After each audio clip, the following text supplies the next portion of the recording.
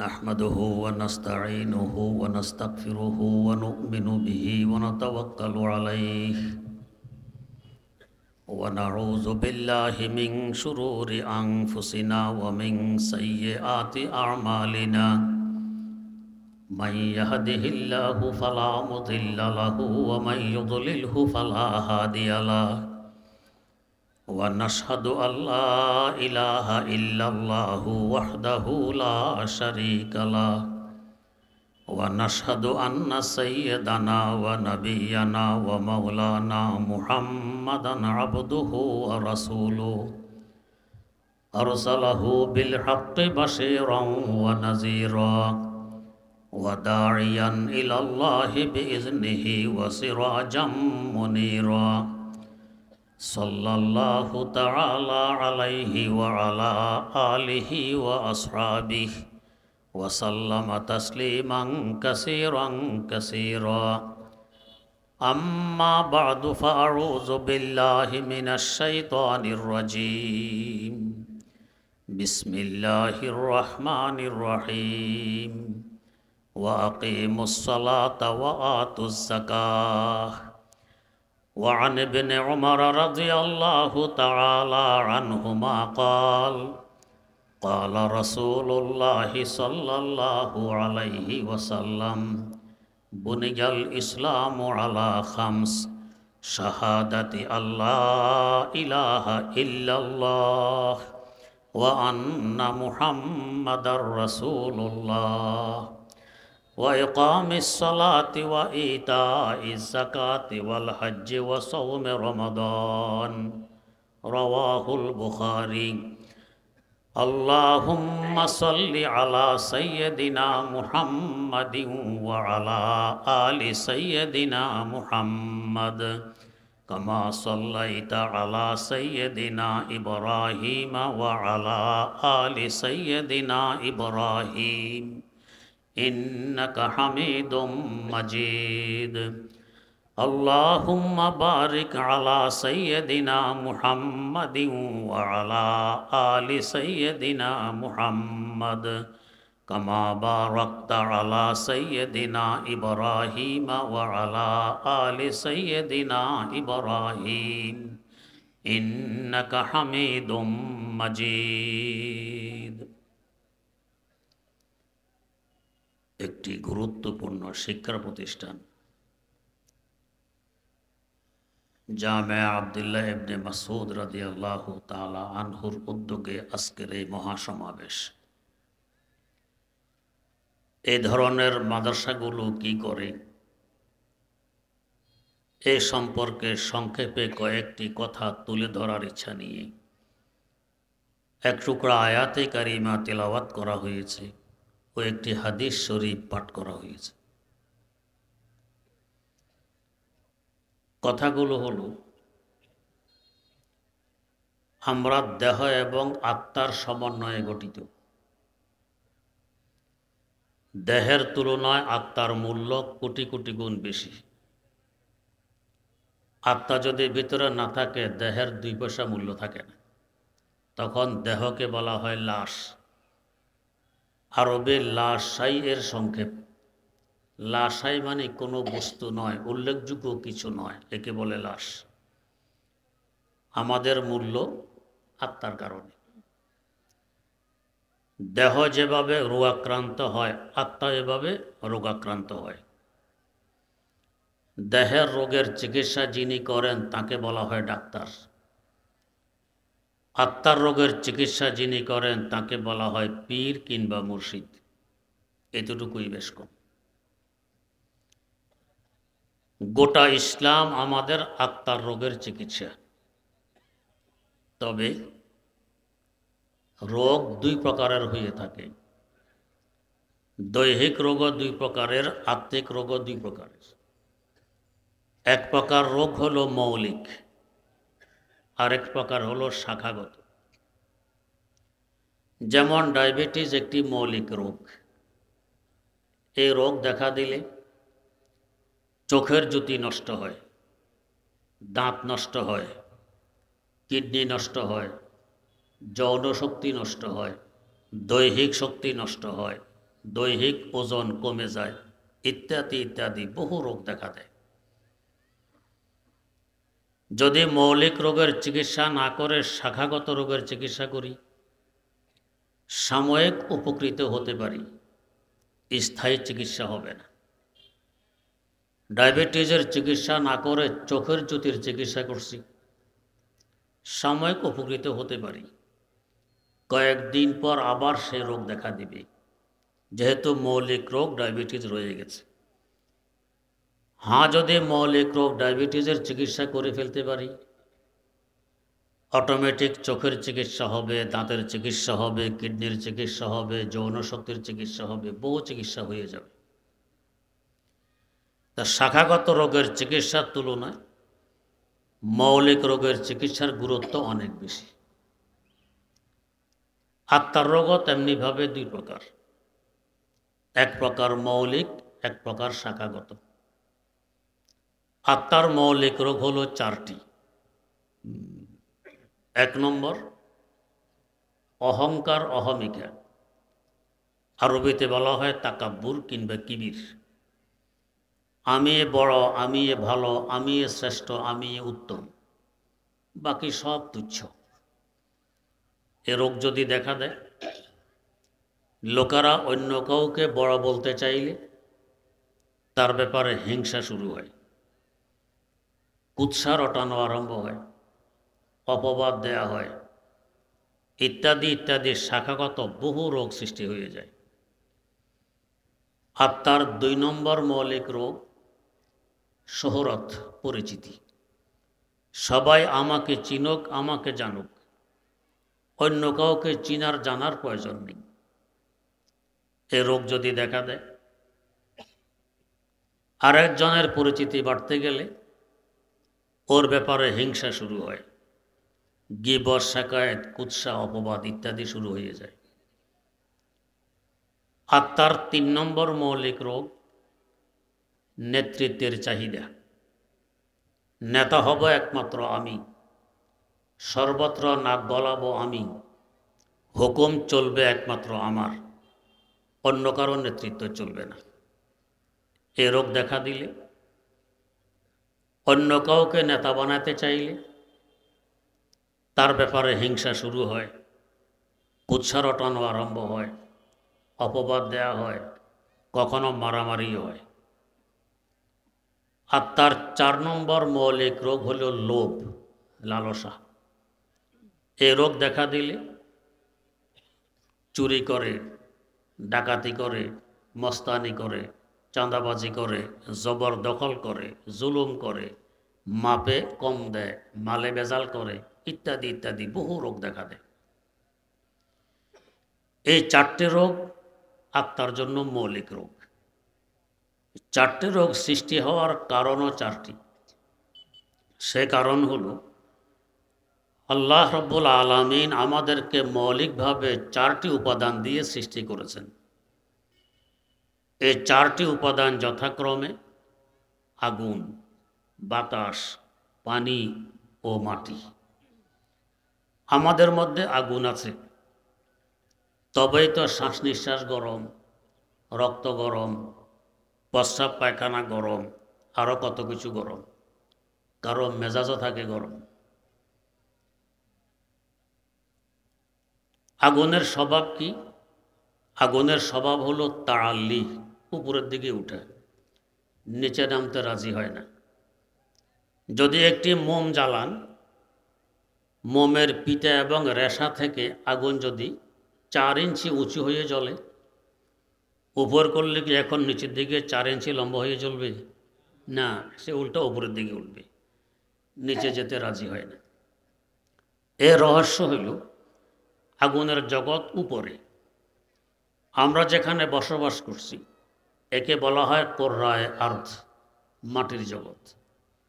আমাদের চতুর্দিকে বেষ্টনে দিয়ে আছে কোররায়ে হাওয়া, বাতাসের জগৎ। এর অসংখ্য গণিত লক্ষ কোটি কিলোমিটার উপর দিয়ে বেষ্টনে দিয়ে আছে কোররায়ে জামহারির, ঠান্ডার জগৎ। এর অসংখ্য গণিত লক্ষ কোটি কিলোমিটার উপর দিয়ে বেষ্টনে দিয়ে আছে কোররায়ে নার, আগুনের জগৎ। আগুন হইল উপরে। যেহেতু আগুন উপরে, এই আগুনও চায় উপরে গিয়ে তার স্বজাতির সাথে মিলিত হতে। এটাই স্বভাব।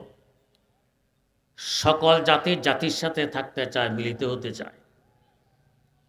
আপনারা দেখবেন কাক কাকের ঝাঁকে ওড়ে, কবুতর কবুতরের ঝাঁকে ওড়ে। কাকের ঝাঁকের ভিতরে কবুতর উঠতে দেখা যায় না, কবুতরের ঝাঁকের ভিতরে কাক উঠতে দেখা যায় না। সকল জাতি চায় নিজ জাতির সাথে মিলিত হতে।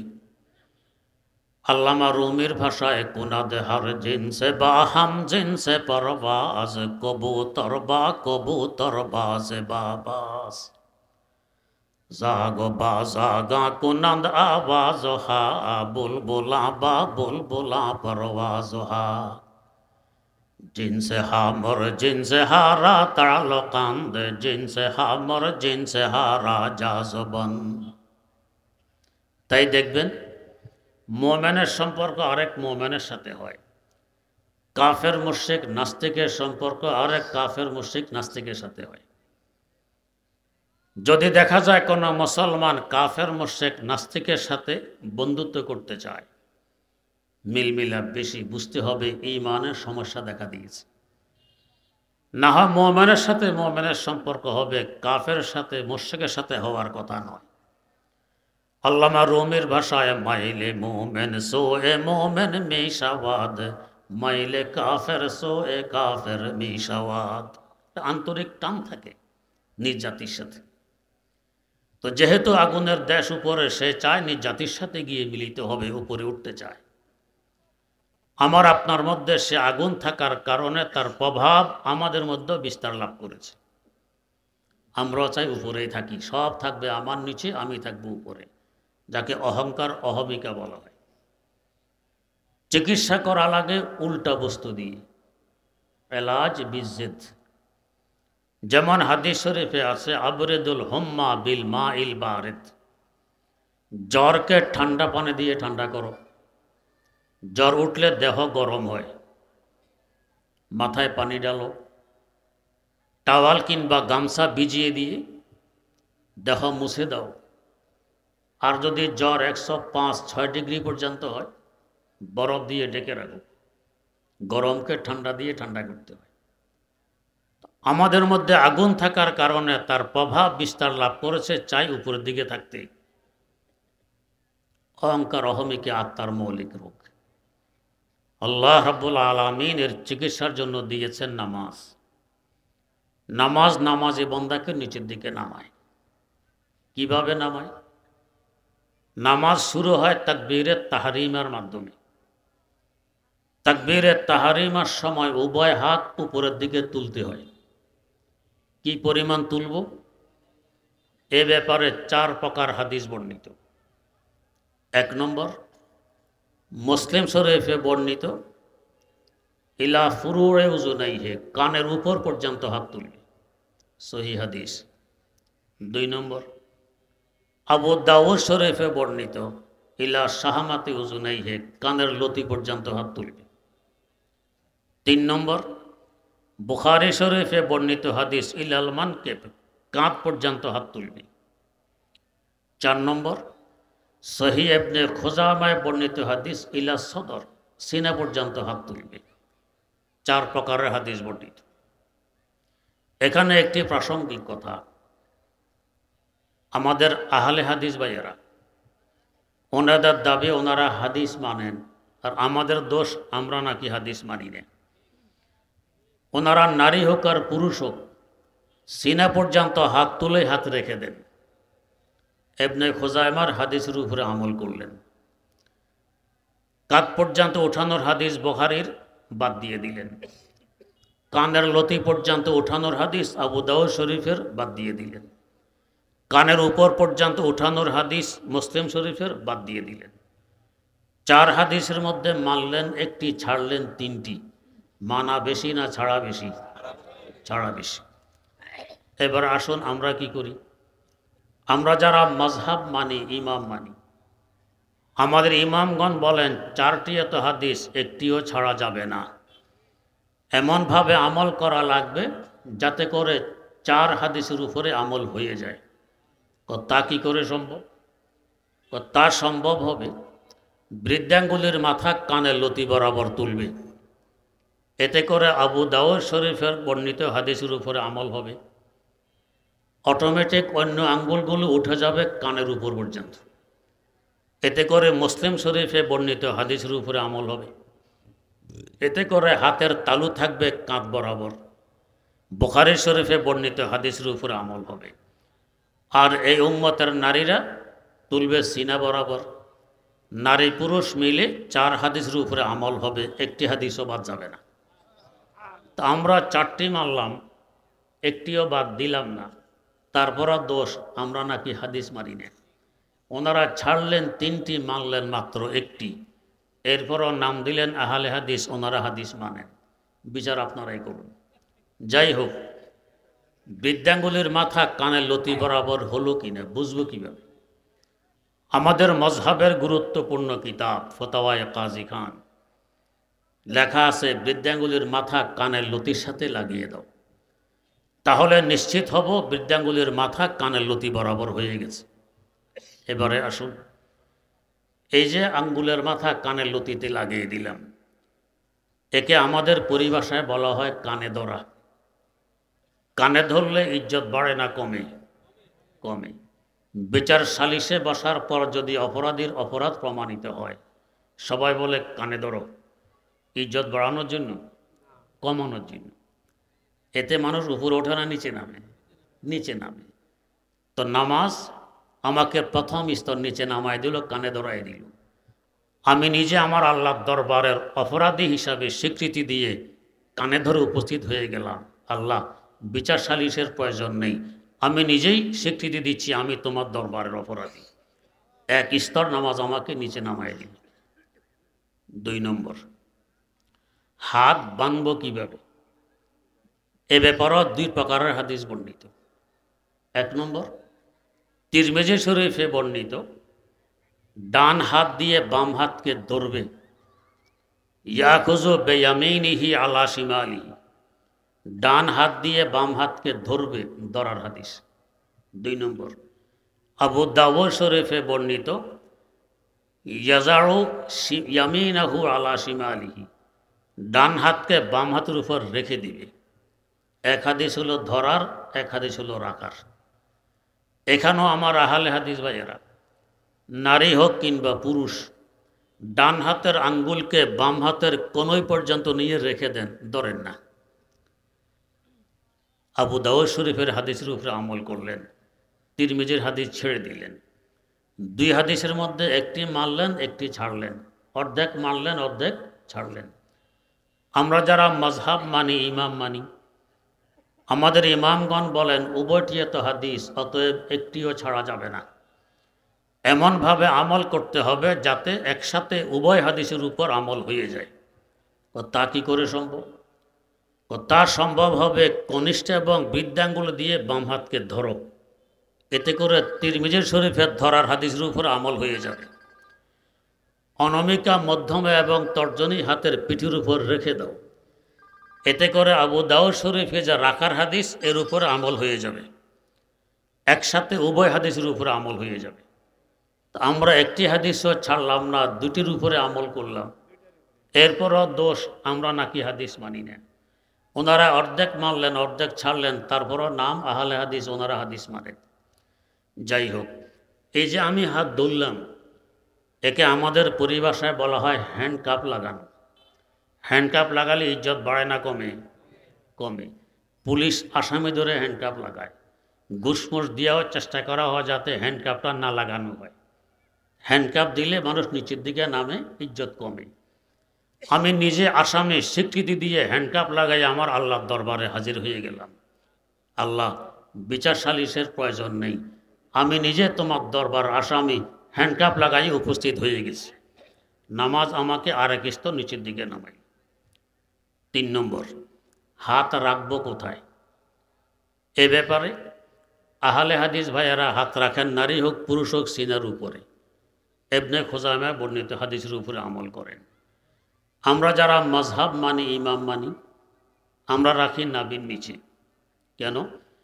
ইমাম বুখারী রাহেমাহুল্লাহু তাআলার উস্তাদ ইমাম আবু বকর ইবনে আবি শাইবা রাহেমাহুল্লাহ তার সংকলিত একটি হাদিসের কিতাব আল মুসান্নাফ, 25 খণ্ডের কিতাব, প্রায় 27,000 হাদিস এই কিতাবে বর্ণিত। এই কিতাবে সহি সনদে সহি সূত্রে 5 জন সাহাবী থেকে হাদিস বর্ণিত যে নামাজে হাত রাখবে নাভির নিচে।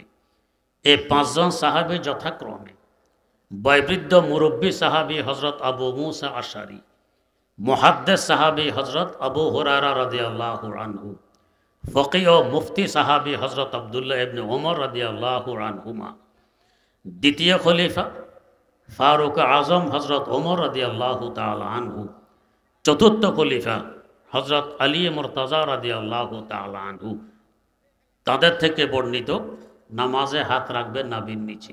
এমনকি আলী মুর্তজা রাদিয়াল্লাহু তাআলা আনহু থেকে বর্ণিত যে ওয়াজরুল আকুফে আলাল আকুফে তাহাতা সুররা মিনাস সুন্নাহ, ডান হাতকে বাম হাতের উপর দিয়ে নাভির নিচে রাখা হলো নবীর তরিকা। এই জন্য আমরা নাভির নিচে হাত রাখি। এবারে আসুন, সিনার উপরে হাত রাখলে বিনয় এবং নম্রতা বেশি প্রকাশ হয়, না জড়াসড় হয়ে নাভির নিচে হাত রাখলে বিনয় এবং নম্রতা বেশি প্রকাশ হয়? নাভির নিচে রাখলে। বরং যখন মানুষ শক্তি প্রদর্শনী করে, বীর বাহাদুরি দেখায়, তখন সিনায় হাত বাঁধে যে আসো আমার সাথে লাগবে, কি পরিমাণ শক্তি আছে দেখিয়ে দিন। আল্লাহর দরবারে বাহাদুরি দেখাবো না বিনয় আর নম্রতা সহকারে দাঁড়াবো? নামাজ আমাকে আরেক স্তর নিচে নামাই। 4 নম্বর, দাঁড়াবো কিভাবে?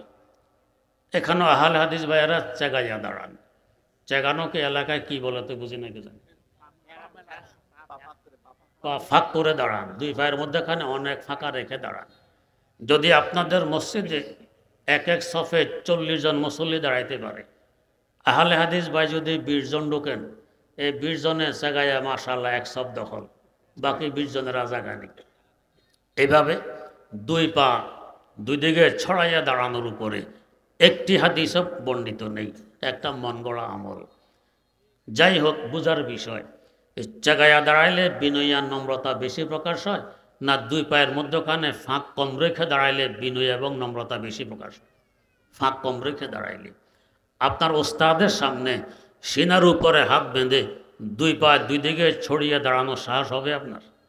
যদি এভাবে জায়গায় 2 দিকে পা রেখে দাঁড়ান, ওস্তাদ বলবে কাকে পড়াইলাম, কি বেয়াদব, আমার সামনে সিনায় হাত বেঁধে 2 পা 2 দিকে ছড়াইয়া দাঁড়াইল, কাকে দাঁড়াইলাম, শেষ পড়াইলাম, আদব লেহাজ কিছু নেই। আল্লাহর দরবারে কোন সাহস এভাবে জায়গায় দাঁড়াইলাম 2 পা 2 দিকে ছড়াইয়া?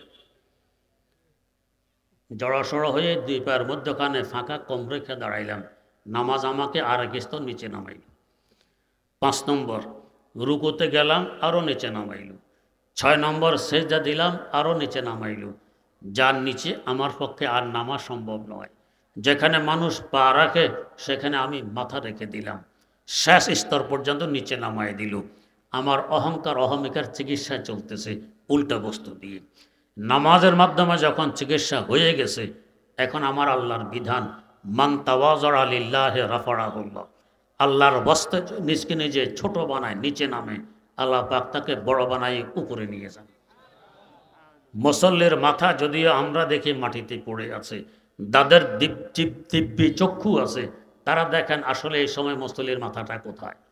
তাদের মধ্যে অন্যতম আর বিল্লাহ আল্লামা জালালউদ্দিন রুমি রহমতুল্লাহ আলাইহি মসনবে শরীফে লিখতেছেন, বজাহের সেজদা গাহাসে ইজমি বুদ, বাবাতন সেজদা বর আরশে বরি বুদ, বাবাতন সেজদা বর আরশে বরি বুদ। বান্দা, বাহ্যিক দৃষ্টিতে যদিও দেখতে দেখা যায় তুমি মুসল্লির মাথা মাটিতে পড়ে আছে, বাস্তবে তোমার মাথা তখন মাটিতে থাকে না। আল্লাহ রাব্বুল আলামিন মহব্বতের আকর্ষণ দিয়ে টেনে নামাজি বান্দার মাথাকে আরশে মওলায় তুলে নিয়ে যান, সেখানে নিয়ে তার কুদরতি কদমে ঠেকাইয়া দেন, যার উপর আর উপর নেই। তো নামাজ আমাদের অহংকার অহমিকার চিকিৎসা করে। তা নামাজ দিনের একটি স্তম্ভ, না হয় ফরজ তো আরও আছে। 17 ডাকা ফরজ, পর্দা করা ফরজ, সত্য কথা বলা ফরজ, শাখাগত রোগের চিকিৎসা করে, মৌলিক রোগের নয়। তো এগুলো স্তম্ভ নয়। নামাজ মৌলিক রোগের চিকিৎসা করে বিধায় নামাজ একটি স্তম্ভ। 2 নম্বর, আমাদের মধ্যে আছে বাতাস। বাতাসের স্বভাব কি? বাতাস যে আছে বিশ্বাস হয়? নাক দিয়ে গ্রহণ করি, আবার ত্যাগ করি, ফুসফুসের ভিতরে বাতাস। বাতাসের স্বভাব হলো পরিচিতি, শহরত, সারা দুনিয়া ঘুরে। বন্দি করে রাখতে চাইলেও পারবেন না। ফুটবলের ভিতরে, টিউবের ভিতরে বাতাসকে বন্দি করা হয়, চিরদিন বন্দি করে রাখা যায়? ফুস করে সিদ্ধ করে বাতাস বেরিয়ে যায়, বন্দি থাকে না, সারা দুনিয়া ঘুরে। যে যত বেশি ঘুরে তার পরিচিতি তত বেশি হয়। দুয়ার জানালা বন্ধ করে ঘরের ভিতরে বসে থাকলে পরিচিতি হয়? হয় না। বাতাসের স্বভাব হলো পরিচিতি। আমার আপনার ভিতরে বাতাস থাকার কারণে ওই স্বভাব আমাদের মধ্যে বিস্তার লাভ করেছে। আমরা চাই পরিচিতি আমার বেশি হোক। আর সাধারণত পরিচিতির জন্য ব্যতিক্রম ধর্মী একটি অবস্থার প্রয়োজন হয়। যেমন ধরুন, এখানে আমরা টুপি পরিহিত অবস্থায় আছি, টুপিগুলো মাথার সাথে লেগে আছে। যদি কোনো এক ব্যক্তি একটি টুপি মাথায় দিয়ে এখানে আসেন, যার টুপি মাথার উপরে আরও 5 হাত লম্বা উঁচু, সবাই ওইদিকে তাকাবো কিনা? পরিচয় পাওয়ার চেষ্টা করব কিনা? লোকটি কে, এত উঁচু টুপি মাথায় দিয়ে এসেছে? ব্যতিক্রম ধর্মী পোশাকের কারণে পরিচিত। আমরা সাধারণ পোশাক পরিহিত অবস্থায় আছি, কেউ যদি পোশাকে জরিমরি লাগাই এখানে ঢোকে, ঝলমল ঝলমল করতেছে, সবাই সেদিকে তাকাবো, তার পরিচয় পাওয়ার চেষ্টা করব, লোকটিকে। আল্লাহ রাব্বুল আলামিন এই পরিচিতি নামক যে একটি মৌলিক রোগ, এ রোগের চিকিৎসার জন্য দিয়েছেন হজ। কেন? হজে ব্যতিক্রম ধর্মী কোনো কাজ নেই, সব একরকম। ধনের যে পোশাক, গরিবের সেই পোশাক, 2 টুকরা সাদা কাফনের কাপড়। এই নয় যে আমি তো ধনী, আমার হবে প্যান্ট শার্ট আর টাই, তুমি গরিব, সিলাইবিহীন 2 টুকরা কাপড়, এটা হবে তোমার পোশাক, এটা সেখানে চলবে না। তেমনিভাবে বুলিও হবে এক, রাজার যে বুলি, প্রজারও সেই বুলি। কি বলি? লাব্বাইক আল্লাহুম্মা লাব্বাইক, লাব্বাইক লা শারীকা লাকা লাব্বাইক, ইন্নাল হামদা ওয়ান নি'মাতা লাকা ওয়াল মুলক লা শারীকা লাক। এই নয় যে আমার তালবি একরকম হবে, তুমি গরিব, তোমার তালবি আরেক রকম হবে, এটা চলবে না। কাজও এক, সবাইকে তোয়াফও করা লাগবে, সাড়ি করা লাগবে, মিনা মুজদালিফা আরাফার অবস্থানে করা লাগবে। এই নয় যে আমি রাজা, আমার অবস্থান লাগবে না, তুমি প্রজা, তোমার অবস্থান লাগবে, সেখানে চলবে না। সেখানে সব এক। সেখানের অবস্থা হইল এক হি সফ মে খড়ে হো গয়ে মাহমুদ ইয়াস, एक ही सफ में खड़े हो गए महमूद इयाज, न कोई बंदा रहा और न कोई बंदा नवाज, न कोई बंदा रहा और न कोई बंदा नवाज। সব এক সমান। আফসোসের সাথে বলতে হয়, আজ পশ্চিমা বিশ্ব মানবতার দণ্ডুরা পিঠে। ওরা সারা বিশ্বে নাকি মানবাধিকার প্রতিষ্ঠা করে। আমাদের দেশও দফতর খুলতে চায়, আমেরিকা মানবাধিকার প্রতিষ্ঠার দফতর। ফিলিস্তিনে মানবাধিকার প্রতিষ্ঠা করতে পারে না, এখানে করতে আসে। অধিকার লঙ্ঘন হয় এক জায়গায়, প্রতিষ্ঠা করে আরেক জায়গায়। চিন্তা করেন, রোগী আপনার চিকিৎসা করে আমাকে, এটা মানবতার পরিচয় না পাগলামির পরিচয়? না, পাগলামির পরিচয়। যাই হোক, এখনও তাদের এলাকায় গিয়ে দেখুন, শ্বেতাঙ্গদের গির্জা ভিন্ন, কৃষ্ণাঙ্গদের গির্জা ভিন্ন। সাদা চামড়াওয়ালাদের গির্জায় কালো চামড়াওয়ালাদের ঢুকার নিষেধ, ঢুকলে মারামারি হয়। কিন্তু আলহামদুলিল্লাহ ১৫০০ বছর যাবৎ মুসলিম জাহানে মুসলমানেরা মসজিদে নামাজ আদায় করে জামাতের সাথে।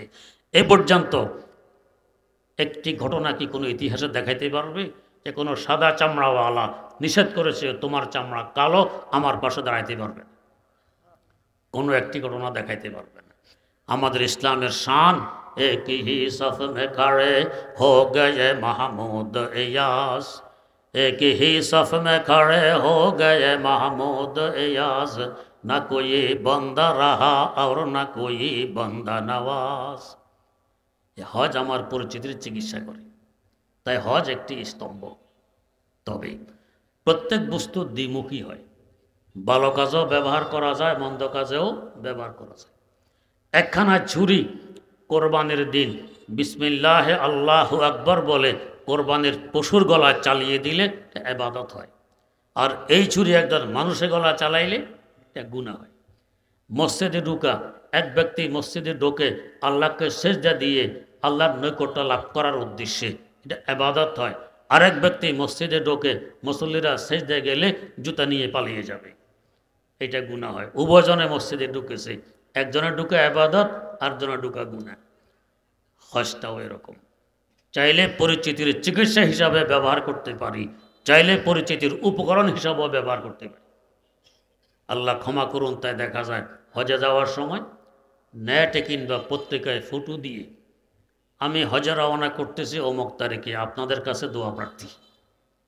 হজ থেকে ফিরে আসার পর আবার নেটে কিংবা পত্রিকায় আপনাদের দোয়ায় আমি হজ করে ফিরে এসেছি, আপনাদের কৃতজ্ঞতা প্রকাশ করি। দোয়া চাওয়ার, কৃতজ্ঞতার প্রকাশ করার আর জায়গা ছিল না।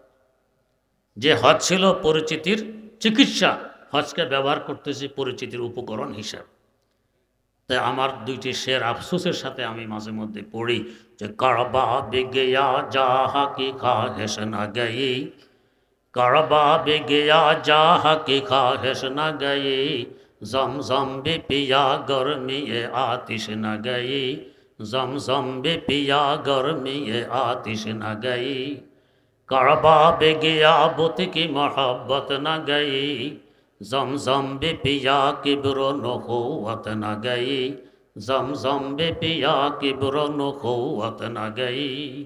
জগতের শ্রেষ্ঠতম ফজিলতপূর্ণ জায়গা কাবা শরীফে পৌঁছলাম, কিন্তু এখন আমার অহংকার, অহমিকা আর পরিচিতির চাহিদা বিসর্জন দিতে পারলাম। শ্রেষ্ঠতম পানীয় বস্তু জমজম কূপের পানি পান করে আসলাম, এরপরও আমার রাগ, গোস্বা, অহংকার, অহমিকার আগুন নিবারণ করতে পারলাম, পরিচিতির জন্য ব্যবহার করতেছি। 3 নম্বর, আমাদের মধ্যে আছে পানি। পানির স্বভাব কি? পানির স্বভাব হলো হর কুজা পোস্তে আবা জারাবাদ, হর কুজা দর্দে দেওয়া জারাবাদ। যেখানে নিচু জায়গা পানি সেখানে গিয়ে হাজির হয়। বাঁধ দিয়েও দৌড় রাখতে পারবেন না, হয়তো বাঁধ ভাঙবে, না হয় ছিদ্র করবে, কিছু করতে না পারলে চুয়ায় চুয়ায় হলো নিচু জায়গায় গিয়ে উপস্থিত হবে। তার মানে সুযোগ পেলে আমি এখানে নাক গলাবো, নেতৃত্ব চলবে আমার, সব জায়গায় দখলদারি চলবে আমার। আমার আপনার মধ্যেও পানি আছে, চোখে পানি, নাকে পানি, মুখে পানি, প্রস্রাবে পানি, গামে পানি। পানির প্রভাব আমার আপনার মধ্যে বিস্তার লাভ করেছে। আমরাও চাই নেতৃত্ব দিবে একমাত্র আমি, সর্বত্র নাক গলাবো আমি। আল্লাহ রব্বুল আলামিন এই চাহিদা মেটানোর জন্য দিয়েছেন রোজা। রোজা খাহেশ মিটায়, চাহিদা মিটায়। প্রচণ্ড গরম, দুপুর বেলা খুব পিপাসা, ঠান্ডা পানি ফ্রিজে আছে, সুস্বাদু শরবত ফ্রিজে আছে। রোজা বলে তোমার খাহেশ মিটানো যাবে না, এই চাহিদা পূরণ করা যাবে না, তুমি রোজাদার। লম্বা দিন, বিকেল হয়ে গেছে, প্রচণ্ড ক্ষুধা, সুস্বাদু খাবার পাকানো আছে, মন চায় পেট বোঝাই করে ফেলি। রোজা বলে তোমার এই চাহিদা পূরণ করা যাবে না, তুমি রোজাদার। খাহেশ আর চাহিদা চিকিৎসা করে রোজা, যাকে নেতৃত্ব বলা হয়। তাই রোজা একটি স্তম্ভ, নেতৃত্বের চিকিৎসা করে। 4 নম্বর, আমার আপনার মধ্যে আছে মাটি। মাটির স্বভাব কি? মাটির স্বভাব হলো শামসে চোমের দাজবেরা গরম করদ, পজমে জুমলা হাদস হারা বখরদ, পজমে জুমলা হাদস হারা বখরদ। সব কিছু মাটির নিজের বানায় ফেলে। আমাদের আদি পিতা আদম আলাইহিস সালাম থেকে নিয়ে আজ পর্যন্ত অসংখ্য কোটি কোটি মানুষকে মাটি হজম করে মাটি বানায় ফেলেছে। এগুলো আমার। এমনকি পচা, গান্দা, নাপাক বস্তু পর্যন্ত মাটি ছাড়তে রাজি নয়, এটাকেও হজম করে মাটি নিজের বানায়, মাটি বানায়। সব আমার, মাটি বানায় ফেলে। আমার আপনার মধ্যে মাটি থাকার কারণে তার প্রভাব বিস্তার লাভ করেছে, সারা দুনিয়া হবে আমার, যাকে বলে লোভ। এক দুনিয়া আমার হলে আরেক দুনিয়া লাগবে, এই লোভের কোনো সীমা নেই। এমন মানুষও আমার সামনে আছে, ছেলে নেই, মেয়ে নেই, স্ত্রীও মারা গেছে, এরপরও চাঁদাবাজি এখনো বন্ধ নেই। 8 তলা বাড়ি 2টি নির্মাণ করেছে, আরও বাড়ি লাগবে, কে থাকবে আল্লাহ ভালো জানেন। এই মাটির স্বভাব, লোভ আমাদের মধ্যে বিস্তার লাভ করেছে। উল্টো বস্তু দিয়ে চিকিৎসা, এর জন্য আল্লাহ পাক দিলেন জাকাত। লোভ বলে সম্পদ আমার দিকে আসুক, জাকাত বলে বিপরীত দিকে যাক, লোভের চিকিৎসা হয়। আমরা অনেকে ভয় পাই জাকাত দিলে সম্পদ কমে যাবে। আমার আল্লাহ বলেন তার বিপরীত, ইয়ামহাকুল্লাহু রিবা ওয়া ইউরবিস সাদাকাত। সুদ সম্পদ নষ্ট করে, ধ্বংস করে দেয়, আর দান খয়রাতে সদাকা বাড়াইয়ে দেয়, সম্পদ বাড়াইয়ে দেয়। বাড়াইয়ে দেয় তো দেয়, তার পাশাপাশি বাকি সম্পদের হেফাজত করে এবং এই সম্পদ শান্তি বইয়ে নিয়ে আসে। একটি ঘটনা বলছি। শেখুল হাদিস আল্লামা জাকারিয়া রহমতুল্লাহ আলাই আবৃত্তিতে লিখেছেন, ভারতবর্ষের দ্বিতীয় বৃহত্তম মাদ্রাসা সাহারানপুর মাদ্রাসা। এই মাদ্রাসার ক্যাশিয়ার ছিলেন একজন দিনদার আমানতদার মানুষ। তিনি কথা বলার সময় ফাঁকে ফাঁকে বলতেন, আল্লাহকে ফজল সে, আল্লাহর মেহেরবানিতে। এটা কথার বাক্যা। আমরা কথা বলার সময় কেউ ফাঁকে ফাঁকে বলি, বুঝতে পেরেছেন তো, কে বলি বুঝাইতে পারলাম তো, কে বলি বুঝেছেন তো, এ কথার বাক্যা। উনিও ফাঁকে ফাঁকে বলতেন আল্লাহকে ফজল সে। একদিন সকালে মাদ্রাসায় এসে মাদ্রাসার ওস্তাদদের সামনে বলতেছেন, আজ রাত তো अल्लाह के फजल से अल्लाह का गजब हो गया। আজ রাত তো আল্লাহর মেহেরবানিতে আল্লাহর গজব হয়ে গেছে। সবাই হেসে দিলেন। মেহেরবানিতে তো রহমত আসে, মেহেরবানিতে গজব হয় কীভাবে? প্রশ্ন করলেন, कैसे अल्लाह के फजल से अल्लाह का गजब हो गया? কীভাবে আল্লাহর মেহেরবানিতে আল্লাহর গজব হয়ে গেল? তো বললেন, मैं सोया था, खटखट आवाज़ से मेरी नींद टूट गई। আমি ঘুমিয়েছিলাম, খটখট আওয়াজে আমার ঘুম ভেঙে যায়। ঘুম ভাঙার পর দেখে 4-5 জন মানুষ আমার আলমিরার তালা ভাঙার চেষ্টা করছে, মানে চোর ঘরে ঢুকেছে। এই মুহূর্তে আমরা কি করতাম? চোর চোর বলে দিতাম চিৎকার। কিন্তু আল্লাহর বান্দা করলেন কি, আরে ভাই, এটার ভিতরে তো আমার টাকা আছে, মাদ্রাসার টাকাও আছে, এলাকার বহু মানুষের আমানতের টাকাও আছে, জানাই দিলেন। আমরা হলে কি বলতাম, ভাই কষ্ট করে তালা ভাঙলে কী লাভ হবে, আমি গরিব মানুষ, ভিতরে কিছু নেই। কিন্তু উনি জানাই দিলেন, টাকা বোঝাই, আমার টাকা আছে, মাদ্রাসার টাকা আছে, এলাকার বহু লোকের আমানতের টাকাও আছে। শুনে দিয়ে বলে, আলবাত্তা ইয়ে তালা নেই তোড়নে কা, তবে এই তালা ভাঙার নয়। তোমাদের আব্বাকেও যদি ডেকে নিয়ে আসো, ভাঙতে পারবে না। কেন? তো इसलिए कि मैं জাকাত আদা কিয়া করতা হুঁ, এই জন্য যে আমি জাকাত আদায় করি, অতএব আমার সম্পদের হেফাজত আমার আল্লাহ করবেন, তোমরা ভাঙতে পারবে না। এই কথা বলে আমি ঘুমিয়ে পড়ি। চোর ঘরে রেখে কে ঘুমায় চিন্তা করেন? কি আস্থা আমার আল্লাহর উপর, যেমন মজবুত ইমান। তো ভোর রাত্রে আবার সজাগ হয়ে দেখি এরা এখন আর চেষ্টায় অব্যাহত আছে, তালা ভাঙার চেষ্টা। আবারও বললাম, বা এটার ভিতরে আমার টাকা আছে, মাদ্রাসার টাকা আছে, এলাকার বহু লোকজনের আমানতের টাকাও আছে, তবে এই তালা ভাঙার নয়, যেহেতু আমি জাকাত আদায় করি। এটা শুনাই দিয়ে আমি চলে গেছি মসজিদে নামাজ পড়তে। চোর ঘরে রেখে কে মসজিদে যায়?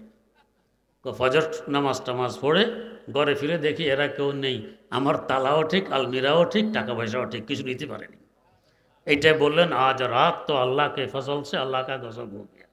তো দান করলে, জাকাত দিলে, বাকি সম্পদের হেফাজত আমার আল্লাহ করেন। এই 4টি হলো মৌলিক রোগের চিকিৎসা। আর চিকিৎসা ফলপ্রসূ কখন হবে? যখন আমার ভিতরে রূহ থাকবে তখন। রূহ নেই, মৃতদেহকে হাজার চিকিৎসাগুলো লাভ হবে? এই রূহ হইল ইমান। ইমান ভিতরে থাকবে, এরপরে 4টি আমল করব, মৌলিক রোগের চিকিৎসা হবে, আমার আত্মা হবে বিশুদ্ধ। ইমান নেই, চিকিৎসা লাভ হবে না। তবে চিকিৎসা করতে হয় বিজ্ঞ ডাক্তারের মাধ্যমে। নিজে নিজে চিকিৎসা করতে গেলে অনেক সময় হিতে বিপরীত হয়। আজকে আমি বলেছি, আমার গাড়ির ড্রাইভার দাঁতে ব্যথা, ডাক্তারের কাছে গিয়ে দাঁত তুলে এসেছে। ঘরে এসে দেখে এখনও রক্ত বন্ধ হয়নি। নিজে নিজে চিকিৎসা করছে। কি চিকিৎসা? তুলার মধ্যে স্যাভলন দিয়ে দাঁতের নিচে রেখে চাপা দিয়ে বসে আছে 10 মিনিট। দাঁত উঠানোর জন্য যে অবশ করেছিল তার টের পাচ্ছিল না কি হচ্ছে ভিতরে ভিতরে। অবশ যখন শেষ, এখন দেখে স্যাভলনে গালের ভিতরে চামড়া গোশত সব জ্বালিয়ে সারখার করে ফেলেছে। এখন খাওয়া দাওয়া বন্ধ, ব্যথায় অস্থির, দাঁত পর্যন্ত লাগাইতে পারে না। কয়েকদিন সে খেতে পারেনি। দুর্বল হইতে হইতে হাঁটাও তার জন্য কঠিন ছিল।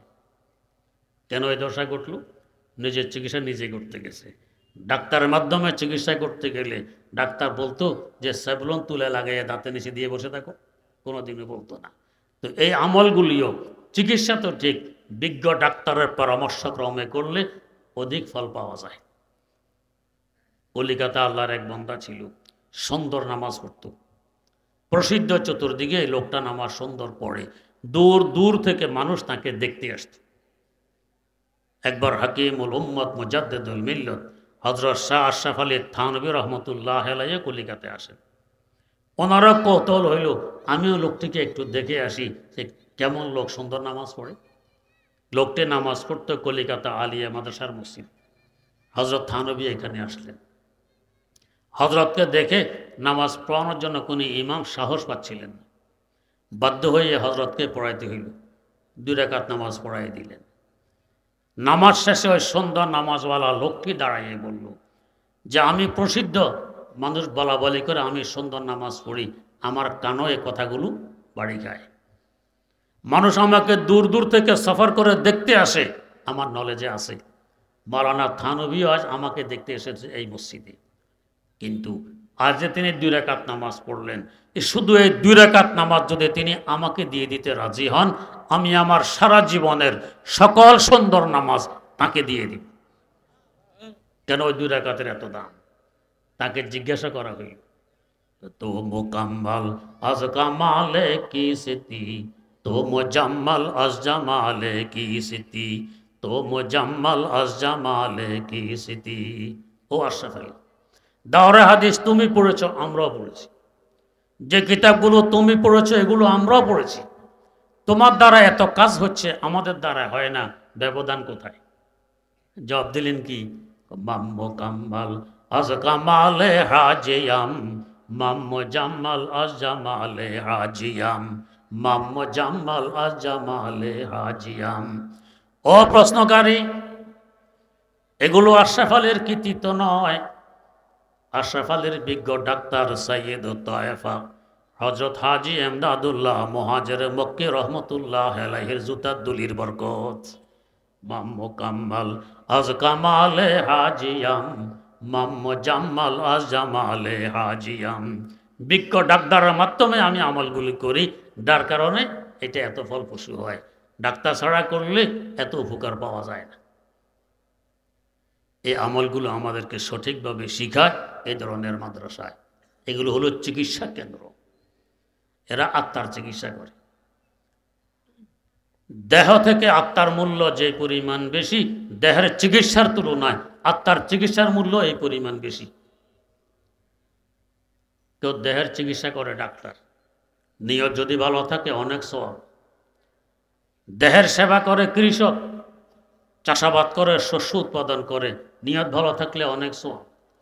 দেহের সেবা করে ইঞ্জিনিয়ার, বিল্ডিং বানায়, পোল কালভার্ট বানায়, দেহ আরাম পায়, নিয়ত ভালো থাকলে অনেক সওয়াব। এরা দেহের সেবক। আর আলেম সমাজ কোরআন সুন্নাহ পড়ে পড়ায়ে, সঠিক আমল শিখে শিখাইয়ে তারা আত্মার চিকিৎসা করেন, তারা আত্মার ডাক্তার। দেহের তুলনায় আত্মার মূল্য যে পরিমাণ বেশি, আত্মার সেবকের তুলনায়, দেহের সেবকের তুলনায় আত্মার সেবকের মূল্য ওই পরিমাণ বেশি। তাই তো রাসূল আকরাম সাল্লাল্লাহু আলাইহি ওয়াসাল্লাম বলেছেন, খায়রুকুম মান তাআল্লামাল কুরআনা ওয়া আল্লামা। তোমাদের মধ্যে সর্বোত্তম, সবচেয়ে দামি ওই ব্যক্তি যে আল্লাহর কালাম শিখে এবং শিখায়। কেন? সে আত্মার চিকিৎসা করে। হয়তো ভাববেন, হুজুর আমরা কোরআন শরীফ পড়তে জানি না, জানলেও বিশুদ্ধভাবে জানি না, তাহলে আমরা তো চিকিৎসা করতে পারলাম না, আমরা মাহরুবার বঞ্চিত থেকে যাব না। ইসলাম সুন্দরতম একটি দিন। ডাক্তার সরাসরি রোগের চিকিৎসা করে, রোগীর চিকিৎসা করে। ডাক্তারের সহযোগী মেশিন এগিয়ে দেয়, কাগজ কলম এগিয়ে দেয়, ওষুধপত্র এগিয়ে দেয়, সেও রোগীর চিকিৎসা করে, যদিও পরোক্ষভাবে হোক না। আলেম সমাজ কোরআন সুন্নাহ পড়ে পড়ায়ে প্রত্যক্ষভাবে এরা আত্মার চিকিৎসা করে। আমরা যদি তাদের সহযোগিতা করি, মাদ্রাসার সহযোগিতা করি, আমরাও আত্মার সেবক হিসাবে পরিগণিত হতে পারি, হোক না পরোক্ষভাবে। আলহামদুলিল্লাহ রাব্বিল আলামিন ওয়াসসালাতু ওয়াসসালামু আলা আশরাফিল আমবিয়া ওয়াল মুরসালিন সাইয়্যিদিনা ওয়া মাওলানা মুহাম্মাদিন ওয়া আলা আলিহি ওয়া আসহাবিহি আজমাইন। রব্বানা আতিনা ফিদ দুনিয়া হাসানাতাও ওয়া ফিল আখিরাতি হাসানাতাও ওয়া কিনা আযাবান নার। রব্বিরহামহুমা কামা রব্বায়ানি সগীরা রব্বিরহামহুমা কামা রব্বায়ানি সগীরা আল্লাহুম্মা আইন্না আলা যিকরিকা ওয়া শুকরিকা ওয়া হুসনি ইবাদাতিক ওয়া আলা তিলাওয়াতি কালামিক আনা আল-লাইলি ওয়া আতরাফান নাহার ওয়াজআলহু লানা ইমামান ওয়া নূরান ওয়া হুজ্জাতান ইয়া রাব্বাল আলামিন আল্লাহুম্মা কফিনি বিহালালিকা আন হারামিক ওয়া আগনিনি বিফজলিকা আম্মান সিওয়াক। রব্বুল আলামিন, কতগুলো গুনাহগার মানুষ গভীর রাত জামে আব্দুল্লাহ ইবনে মাসউদের মাহফিলে বসে বুক ভরা আশা নিয়ে কাঙ্গালের ন্যায় তোমার দুয়ারে হাত পেতেছি। মাওলায়ে কারীম, জিন্দেগির সমস্ত গুনাহগুলো ক্ষমা করে দাও। আয় আল্লাহ, ভবিষ্যতের সর্বপ্রকার গুনাহ খাতা অন্যায় অপরাধ থেকে হেফাজত ফরমাও। আয় আল্লাহ, যেভাবে চললে বললে এবং করলে তুমি খুশি হও, আমাদের সকলকে সেভাবে চলার, বলার এবং করার তৌফিক দান করো। সুন্নত তরিকা অনুযায়ী জীবন পরিচালনা করার তৌফিক দাও। রব্বুল আলামিন, মওত পর্যন্ত সিরাতে মুস্তাকিমের উপর অটল রাখো। তোমার যে সমস্ত বান্দারা ইখলাসের সাথে দান করেছে, সকলের দানগুলোকে কবুল করে নাও। দানের খাতিরে আয় রোজগারে বরকত দান করো। বিপদ আপদ থেকে হেফাজত ফরমাও। দুনিয়া ও আখিরাতে সুখময় জীবন নসিব করো। মনের সকল জায়েজ আশা আকাঙ্ক্ষাগুলোকে পূরণ করে দাও। আরও বেশি বেশি তোমার দ্বীনের খেদমত করার তৌফিক নসিব করো। আয় আল্লাহ, অত্র মাদ্রাসা খানকে কিয়ামতের আগ পর্যন্তের জন্য কবুল করে নাও। দৈনন্দিন উন্নতি নসিব ফরমাও। যত প্রয়োজন আছে গায়েবে খাজানা থেকে পূরণ করে দাও। আয় আল্লাহ, যে ঋণগুলো আছে অতি সহজে ঋণ পরিশোধ করার ব্যবস্থা করে দাও। আরও বড় জায়গার প্রয়োজন। তোমার জমিন বড় প্রশস্ত, এই জমিনে জায়গার কোনো অভাব নেই। মেহেরবানি করে বড় এক টুকরা জায়গার ব্যবস্থা করে দাও। প্রশস্ত ভবনের ইন্তজাম করে দাও। এই মাদ্রাসাকে দ্বীনের মজবুত একটি কিল্লা এবং ঘাঁটি হিসাবে কবুল করে নাও। এখান থেকে এলেমের নূর এবং হেদায়েতের জ্যোতি দুনিয়ার আনাচে কানাচে ছড়িয়ে দাও। এলাকাবাসীর অন্তরে মাদ্রাসার গুরুত্ব এবং মহব্বত ঢুকিয়ে দাও। সকলকে মাদ্রাসার দিকে ঝুঁকাইয়ে দাও। ছাত্র দিয়ে ভরপুর করে দাও। আয় আল্লাহ, ইখলাসের সাথে আমাদেরকে দ্বীনের খেদমত করা তৌফিক নসিব ফরমাও।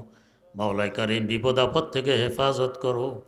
মেহেরবানি করে ইজ্জত আবরু জিন্দেগি নসিব করো। যাদের আর্থিক দুর্বলতা আছে, সবলতা নসিব ফরমাও। বিনা হিসাবে জান্নাতুল ফেরদাউসের মালিক বানিয়ে দাও। তা আবাদিয়া রব যে তুমান লুৎফে হাদারাম উমিদ আজতুগার উমিদ বুরদাম আজ কুজা দারাম উমিদ আজতুগার উমিদ বুরদাম আজ কুজা দারাম উমিদ जी सितम उम्र बसे चो दुश्मना दुश्मन मगीर बेवफाई करदा अम अस्तु वफादारम उम्मीद बेवफाई करदा अम अस्तु वफादारम उम्मीद हम तो दे दे मन गुना कर दम तो पोशी दीजे लुत्फ हम तो मीदाने के अस्तु मन चाहा कर दम उम्मीद मन गरीबम मन फकीरम बेकसो बीमारो जार मन गरीबम मन फकीरम बेकसो बीमारो जार एक कदाहे शरबते दारु शिफा दारम उम्मीद एक कदाहे शरबते दारु शिफा दारम उम्मीद। आय अल्लाह, बिना हिसाबे आमादेर सकलके জান্নাতুল ফেরদাউসের মালিক বানাইয়ে দাও। জীবনের সকল ন্যাক দোয়াগুলোকে কবুল করে নাও। সুবহান রব্বিকা রব্বিল ইজ্জাতি আম্মা ইয়াসিফুন ওয়া সালামুন আলাল মুরসালিন ওয়াল হামদুলিল্লাহি রাব্বিল আলামিন।